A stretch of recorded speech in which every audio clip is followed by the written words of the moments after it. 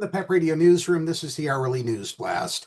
LGBTQ Nation is reporting protesters took to the streets in two Florida cities over the weekend to oppose the state-mandated removal of rainbow crosswalks, including one in Orlando established as a memorial to those who died in the 2016 mass shooting at the LGBTQ plus nightclub Pulse. Hundreds of people marched in Miami Beach on Sunday in the Forever Proud March, organized by Miami Beach Commissioner Alex Fernandez and the Greater Miami LGBT Chamber of Commerce, CBS News Miami reports. The demonstration followed a smaller protest in Fort Lauderdale on Saturday, which saw dozens of people rallying on a local beach with rainbow flags and signs reading, "We will not be erased." The protests came as the Florida Department of Transportation continues its crackdown on rainbow crosswalks across the state. In July, anti-LGBTQ plus Governor Ron DeSantis signed a law directing the Florida Department of Transportation to ensure compliance with FDOT's uniform system for traffic control devices, a department spokesperson told Fox 13 in a statement.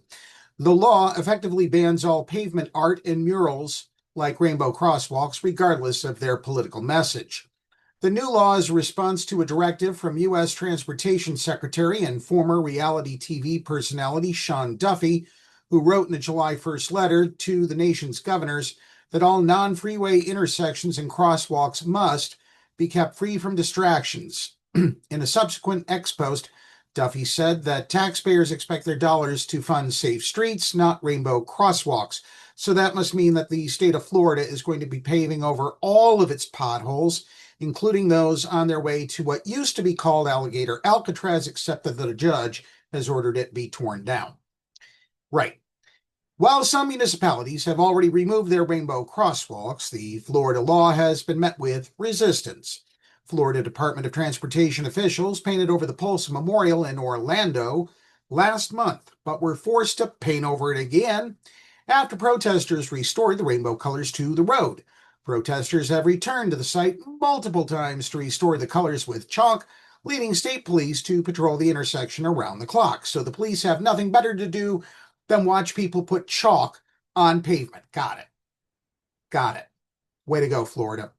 29-year-old Orestes Sebastian Suarez was arrested Friday for interfering with a traffic control device after he rubbed chalk under his shoes and left rainbow footprints on the Pulse crosswalk. However, on Saturday, a judge threw the case out lacking probable cause, ruling that that's right, police had no probable cause to arrest him.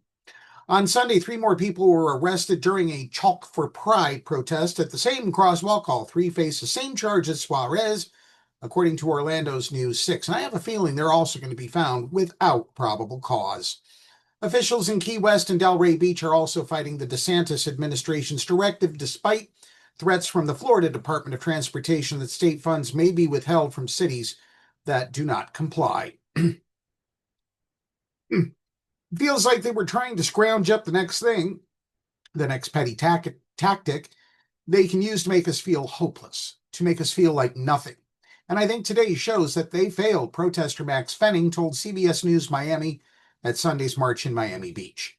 Miami-Dade Mayor Daniela Levine Cava, who also attended the Forever Proud March, told the station that removing the street art doesn't make sense. Not only is it arbitrary, but it promotes about hate. It's about erasing people's identity.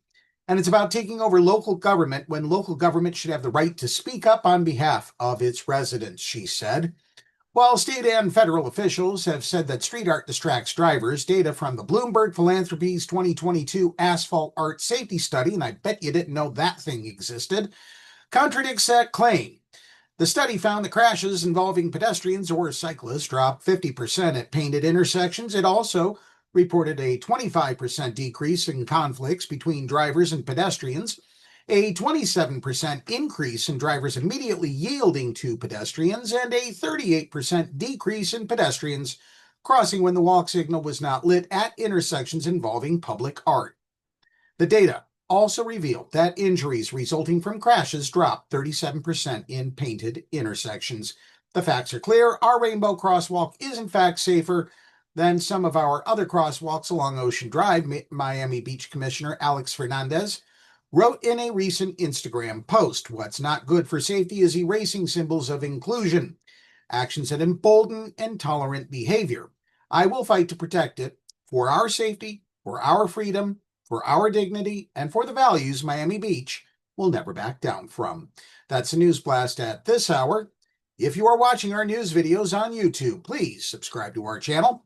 You can listen to PEP Radio on the PEP Radio page at paequality.com, the Live 365 app, Roku, and Alexa. Up next, we have the Meadville area weather forecast here on PEP Radio.